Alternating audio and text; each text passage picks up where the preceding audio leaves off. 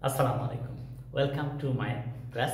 I am Abdul Salam, assistant teacher, Rajshahi College School, Rajshahi, Bangladesh. My dear viewers, today I am going to make this video class especially for completing sentence parts.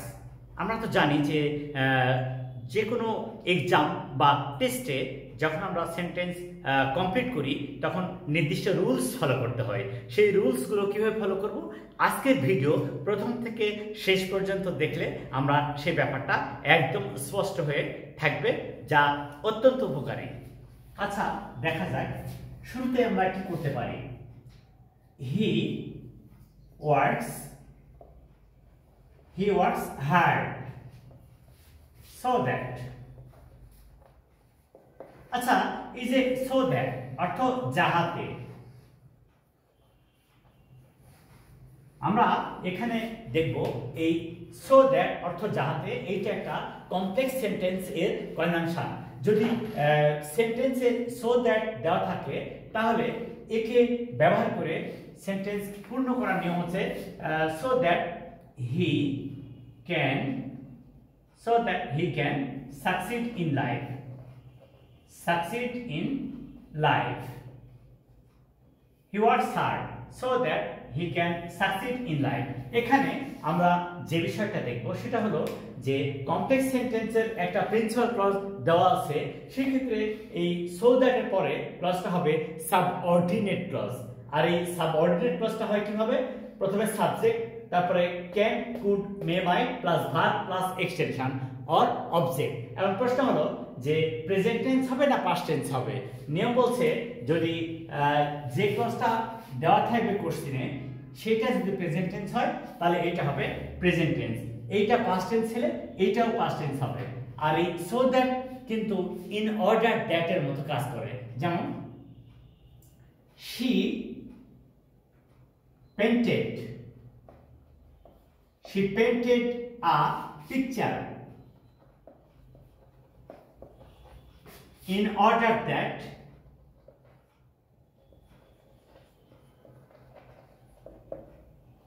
she could be famous।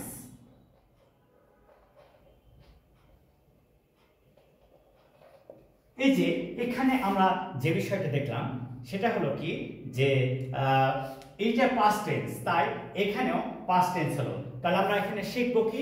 আমরা এখানে শিখবো যখনই completing sentence parts এর ব্যবহার করব তখন যে ক্লজটা দেওয়া থাকবে কোশ্চেনে সেটা যদি প্রেজেন্ট টেন্স হয় তাহলে উত্তরটাও প্রেজেন্ট টেন্স হবে। যেমন এইটা ক্যান হলো, তারপরে ভার্বের বেস ভার্ব প্লাস এক্সটেনশন। আবার যদি পাস্ট টেন্স হয় তাহলে হবে কুড অবলিক মাইট, আর যদি প্রেজেন্ট টেন্স হয় তাহলে ক্যান অবলিক মে। আর তারপরে তোমরা তো জানো যে ডু ডাজ ডিড এবং যে কোনো মোডালস এর পরে ভার্বের বেস ফর্ম হয়। ডু ডাজ ডিড এবং যে কোনো মোডালস এর পরে ভার্বের বেস ফর্ম হয়, যে কোনো মোডালস এর পরে। এভাবে আমরা সহজেই নির্ণয় করতে পারবো। ঠিক এভাবে এইটা কমপ্লেক্সের মাধ্যমে কমপ্লিটিং হলো। আচ্ছা, যদি ফ্রেজ হয় এবং উদ্দেশ্য বোঝায় তাহলে কি হবে? এবার দেখি, হি went to Dhaka in order two. এই যে ইন অর্ডার টু অথবা যদি টু দেওয়া থাকে তাহলে এইটা দ্বারাও কিন্তু উদ্দেশ্য বোঝায়। সেই ক্ষেত্রে সরাসরি এইটার পরে ভার্বের প্রেজেন্ট ফর্ম হবে কি? ইন অর্ডার টু অথবা টু এর পরে ভার্বের প্রেজেন্ট ফর্ম বা বেস ফর্ম হবে, তাহলে কিন্তু sentence correct. He went to Dhaka in order to meet his brother. এই যে একদম সহজ। তাহলে আমরা কি বললাম? যদি সো দ্যাট বা ইন অর্ডার দ্যাট থাকে তারপরে স্ট্রাকচার হবে subject plus can oblique could oblique might plus verb base form plus object or extension. কিন্তু সেই ক্ষেত্রে যদি ইন অর্ডার টু অথবা টু থাকে তাহলে এদের পরে ভার্বের base form plus object or extension. এভাবে কিন্তু আমরা সহজেই এই সেন্টেন্স পূরণ করতে পারবো। এরপরে আরেকটা স্ট্রাকচার আছে, সেটা কিভাবে আমরা ইউজ করতে পারি বা ওইটা দ্বারা কিভাবে সেন্টেন্স তৈরি করতে পারি সেটা নিয়ে কাজ করবে। এবার সেটা নিয়ে আমরা কাজ করব যে কিভাবে সহজেই সেন্টেন্সটা তৈরি করতে আমরা পারছি। আসলে সেন্টেন্স স্ট্রাকচার খুবই important. I was so dull that, এইটুকু পরীক্ষায় দেওয়া থাকলো আপনাদের। সো দ্যাট, তাহলে পার্থক্যটা কি? আগে ছিল সো দ্যাট, এখন সো ডট ডট দ্যাট। তাহলে নিশ্চয় স্ট্রাকচারটাও ভিন্ন হবে। যখন সো ডট ডট দ্যাট হবে এর অর্থ হচ্ছে এতই যে, এতই যে। তাহলে স্ট্রাকচারটা কি? I was so dull that I could not understand you. I was so dull that I could not understand you.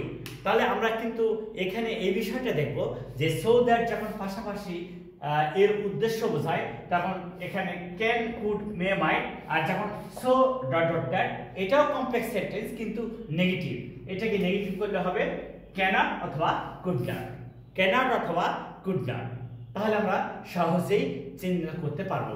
আচ্ছা, এই ধরনের সেন্টেন্সে যখন সিম্পলে হবে তখন কেমন হবে? I was too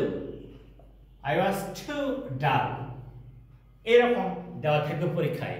তাহলে স্ট্রাকচারটা হবে I was too dull, তারপরে too plus verb plus object or extension, too plus verb plus object or extension. তাহলে I was too dull to understand you, I was too dull to understand you।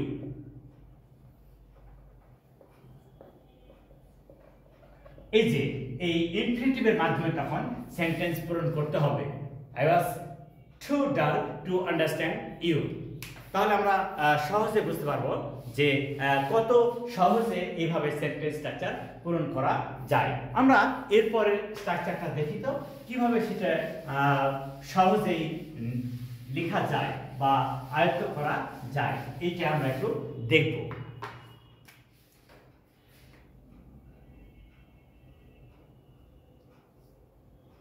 While I was reading a novel,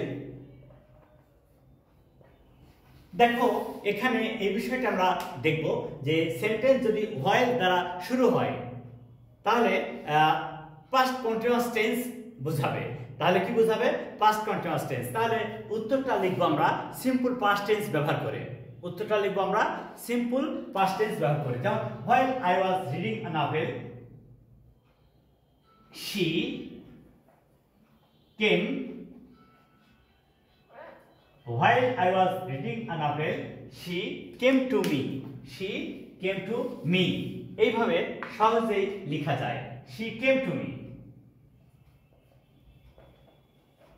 তাহলে এভাবে sentence লেখা অনেক সহজ। যেমন while I was walking on the road, I met her, while I was walking on the road, I met her।